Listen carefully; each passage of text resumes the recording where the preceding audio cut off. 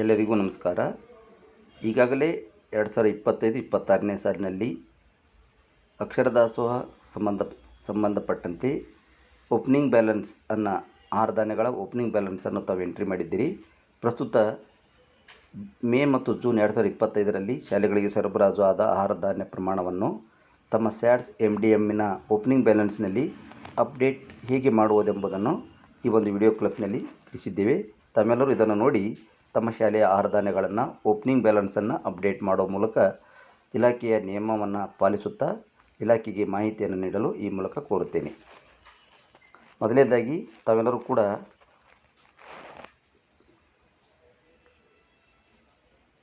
Google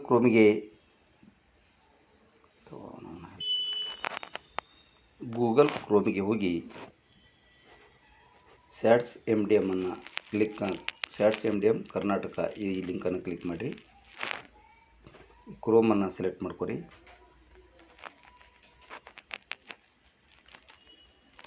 ನಿಮ್ಮ ಶಾಲೆಯ user ID ಮತ್ತು ಪಾಸ್ವರ್ಡನ್ನು ಹಾಕಿರಿ.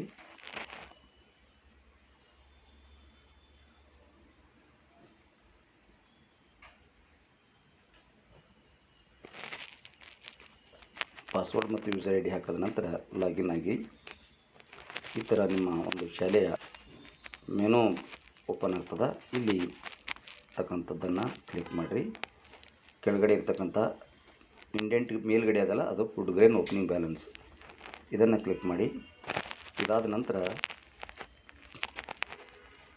ಸೆಲೆಕ್ಟ್ ಏರ್ ಅಂತಿದೆ, ಅಲ್ಲಿ ಕ್ಲಿಕ್ ಮಾಡಿರಿ. 2025-26 ಆಮೇಲೆ ಐಟಮ್ ಸೆಲೆಕ್ಟ್ ಮಾಡ್ಕೊರಿ. ಉದಾಹರಣೆಗಾಗಿ ರೈಸ್. ಈಗಾಗಲೇ ಈ ರೈಸಿನ ಪ್ರಮಾಣ ನೀವು ಅನೇಕ ಇದು ಹಾಕಿರ್ತೀರಿ, ಆದರೆ ನೀವು 2025 ಮತ್ತು 26ರಲ್ಲಿ ಹಾಕಿರ್ತಕ್ಕಂಥ ರೈಸನ್ನು ಸೆಲೆಕ್ಟ್ ಮಾಡ್ಕೋಬೇಕು. ಇಲ್ಲಿ 25-26 ರೈಸ್.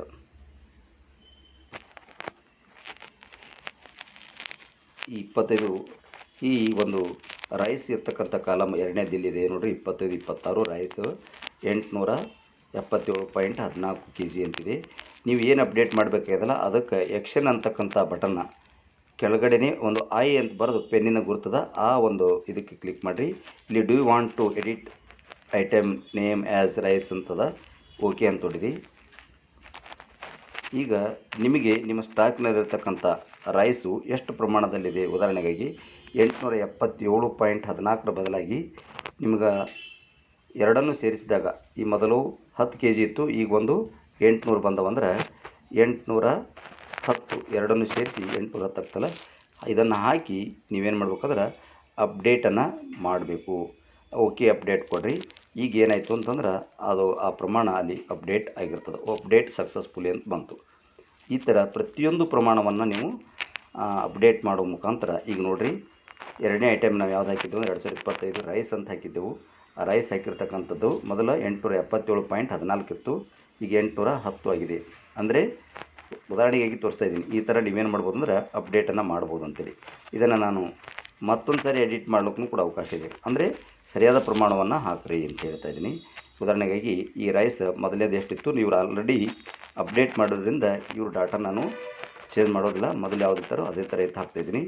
ಆದರೆ ನೀವು ಯಾರು ಓಪನಿಂಗ್ ಬ್ಯಾಲೆನ್ಸ್ ಏಪ್ರಿಲ್ ಮೇದಲ್ಲಿ ಇರ್ತಕ್ಕಂಥ ಓಪನಿಂಗ್ ಬ್ಯಾಲೆನ್ಸು ಪ್ಲಸ್ ಮೇ ಮತ್ತು ಜೂನಲ್ಲಿ ಬಂದಿರತಕ್ಕಂಥ 2 ಪ್ರಮಾಣವನ್ನು ಸೇರಿಸಿ ಈ ಒಂದು ಇದರೊಳಗೆ ಕ್ವಾಂಟಿಟಿ ಒಳಗೆ ನೀವೇನು ಮಾಡ್ಬೇಕಂತಂದ್ರೆ ಅಪ್ಡೇಟ್ ಮಾಡಬೇಕು.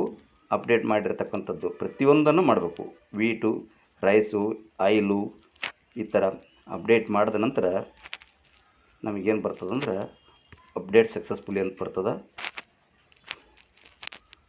ಈ ಗ್ರೀನ್ ಕಲರ್ ಕಾಣ್ತಂದ್ರೆ ಅದು ಅಪ್ಡೇಟ್ ಆಗ್ಯದ ಅಂತ ತಿಳ್ಕೊಬೇಕು. ಈ ಥರ ಪ್ರತಿಯೊಂದನ್ನು ಮಾಡಿ ಇವತ್ತು ಸಬ್ಮಿಟ್ ಮಾಡಿದ್ರೆ ಅಂದರೆ ನಮಗೆ ನಿಮ್ಮ ಶಾಲೆಯಲ್ಲಿರ್ತಕ್ಕಂಥ ಒಂದು ಆಹಾರ ಧಾನ್ಯದ ಪ್ರಮಾಣ ಗೊತ್ತಾಗ್ತದೆ. ಆ ಒಂದು ಪ್ರಮಾಣಕ್ಕೆ ಅನುಸಾರವಾಗಿ ನಿಮ್ಮ ಶಾಲೆಗೆ ಎಷ್ಟು ನೀಡ್ ಅನ್ನೋದು ನಾವು ಇಂಡೆಂಟನ್ನು ಕ್ರಿಯೇಟ್ ಮಾಡಿ ಕಳಿಸ್ತೀವಿ. ಅಲ್ಲಿವರೆಗೆ ತಾವೇನಂತಂದರೆ ಈ ಮಾಹಿತಿಯನ್ನು ಇವತ್ತು 11 ಗಂಟೆ ಒಳಗಾಗಿ ಮಾಡ್ಲಿಕ್ಕೆ ವಿನಂತಿ ಮಾಡ್ಕೊತೀವಿ.